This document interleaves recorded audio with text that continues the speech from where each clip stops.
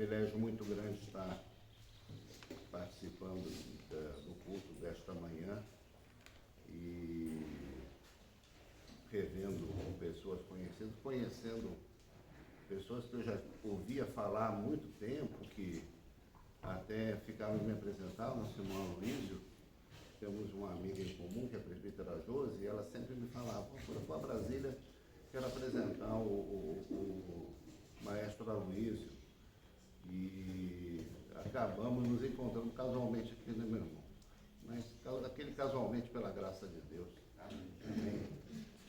E eu acho que é a primeira vez desde que eu fui ordenado, e eu sou digamos assim, um jovem pastor, né? Eu fui ordenado em 2016, sempre fui presbítero regente, né? E passei a presbítero docente ao Ministério da Palavra um pouquinho mais recentemente. E é a primeira vez que eu prego num dia como este, último dia do ano, véspera de Ano Novo. Mas eu já sabia o texto que eu ia pregar, isso daí já, para mim, já estava muito tranquilo, porque eu tenho o hábito de, a cada passagem de ano e nos aniversários também, no meu aniversário, de ler o Salmo 90. Salmo 90. Um salmo diferente de todos os outros salmos. Primeiro, pela autoria que é atribuída, né? Ele é descrito como uma oração de Moisés, homem de Deus. A gente conhece os salmos de Davi, os salmos de Asaf, os salmos dos filhos de Coré e outros autores, mas esse é o único salmo da Bíblia que é atribuído ou inspirado, poderíamos dizer até um pouquinho melhor, na figura de Moisés. E é, por assim dizer, uma oração ao tempo, ou uma oração ao Deus do tempo, né? Oração ao tempo é o título de uma canção muito bonita de Caetano Veloso, mas aqui nós temos uma oração ao Deus do tempo, que eu vou ler alguns versículos, vamos poder falar sobre todo o Salmo, mas eu lerei os versículos de 1 a 4. Senhor, Tu tens sido nosso refúgio de geração em geração. Antes que os montes nascessem e se formassem a terra e o mundo, de eternidade a eternidade, Tu és Deus. Tu reduzes o homem ao pó e dizes: tornai filhos dos homens. Pois 1000 anos aos teus olhos são como o dia de ontem que se foi e como a vigília da noite. Versículos 1 a 4 deste salmo. O salmista começa aqui dizendo, né: Senhor, Tu tens sido o nosso refúgio. Deus é a nossa casa, Deus é o nosso lar, Deus é o nosso abrigo. O Salmo 91 diz a mesma coisa com outras palavras. Ele diz assim: o que habita no esconderijo do Altíssimo descansa à sombra do Onipotente, diz ao Senhor. Meu refúgio e o meu baluarte, Deus meu em quem confio. 90, 91 começam de forma muito parecida. Deus como sendo a nossa casa, aquele lugar para onde a gente retorna depois das lutas, depois das crises, depois das coisas eufóricas da vida e outras nem tanto. Ele é quem nos dá abrigo, Ele é quem nos recebe. E neste final de ano, vencido um ciclo, né, da nossa vida, nós temos em Deus, então, aquele que nos acolhe, aquele que nos permite sentar para avaliar tudo que nós fizemos no ano anterior, não é?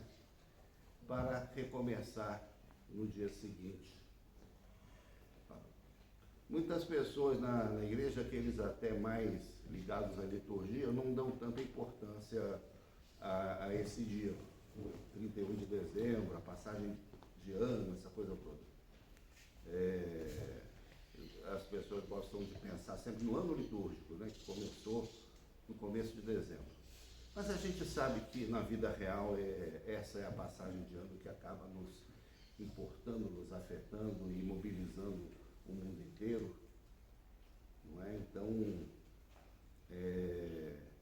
vamos dar valor a esse tempo, dar valor a essa oportunidade, não é?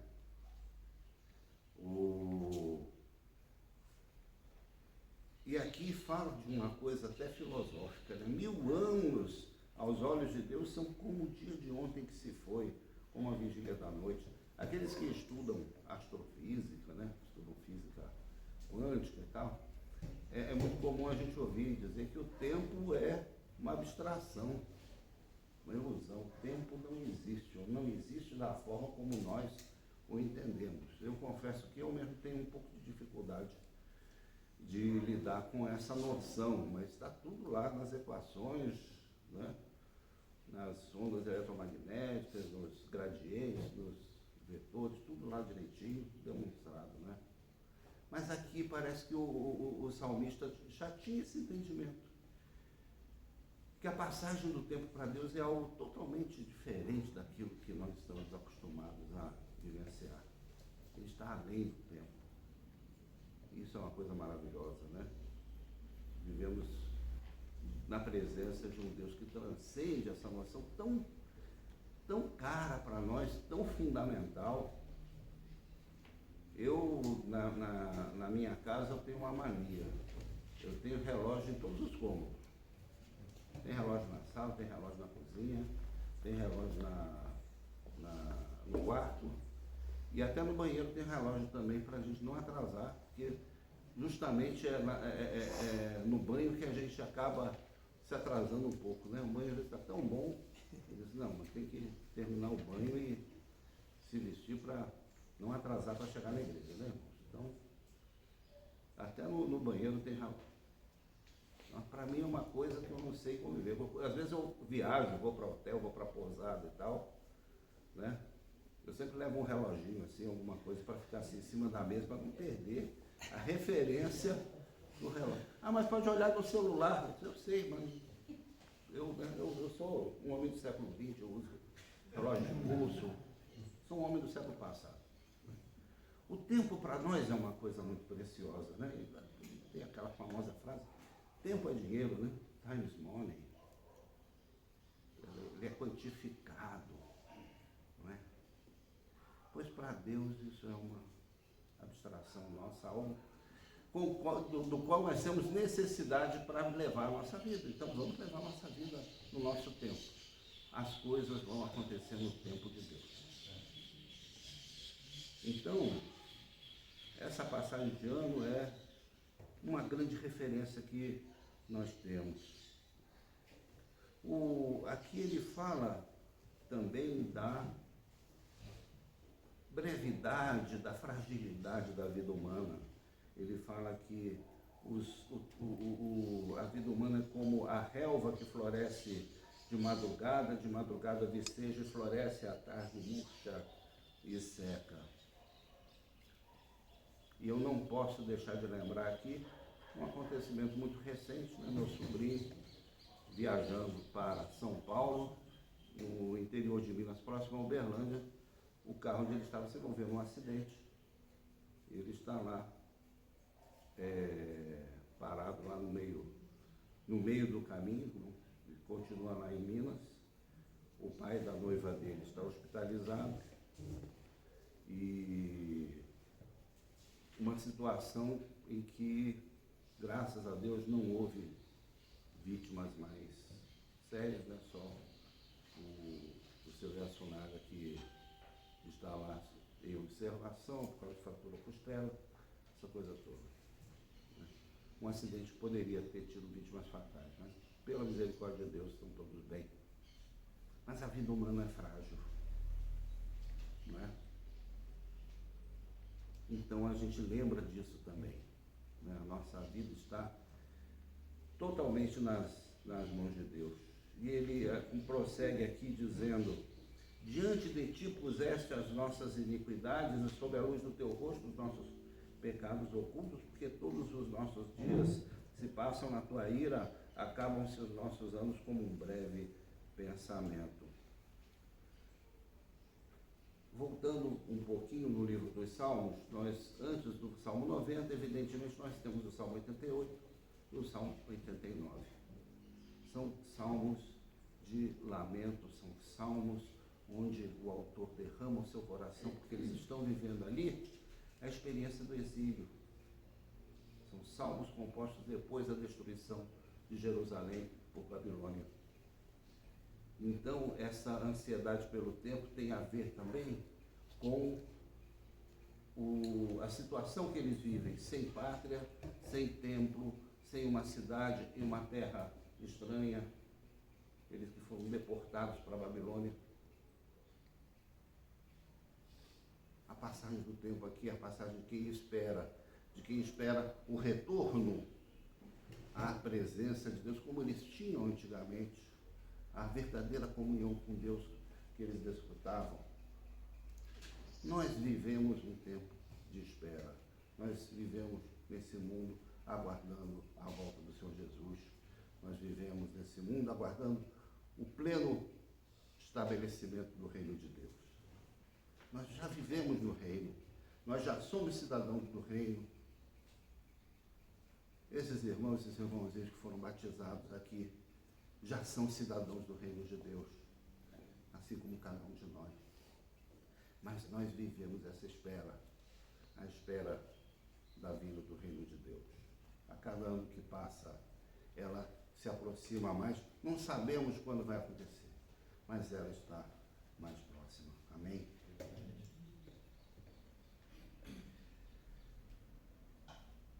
Aqui o versículo 12, que para mim é o versículo central deste salmo. Ensina-nos a contar os nossos dias para que alcancemos coração sábio. Ensina-nos a contar os nossos dias, dia a dia, um de cada vez. Para quê? Para termos coração sábio. Quem chega na minha faixa etária, assim, alguns aqui já chegaram, já estão chegando, já devem ter pensado uma vez na vida. Isso é engraçado. Por que eu, quando eu tinha assim 20 anos, 25 e tal, por que eu não tinha a cabeça que eu tenho hoje? Não é?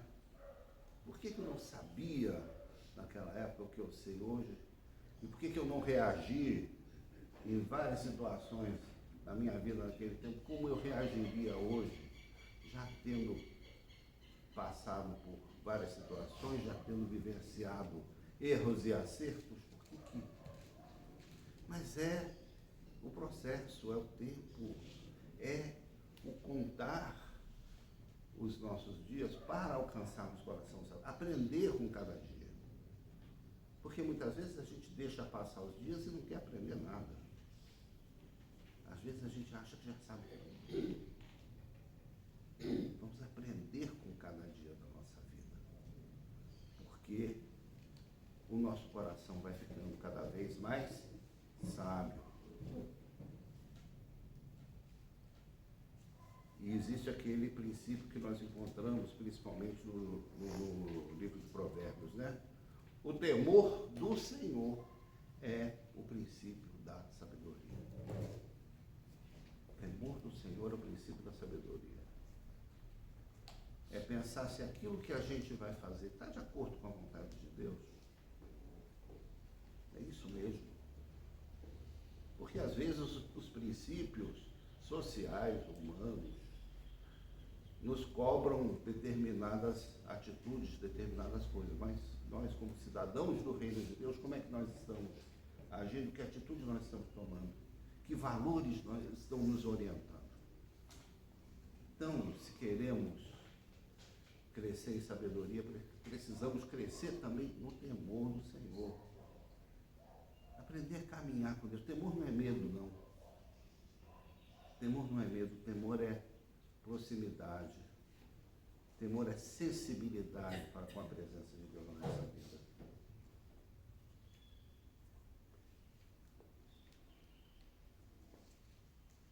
O Salmo conclui com uma oração.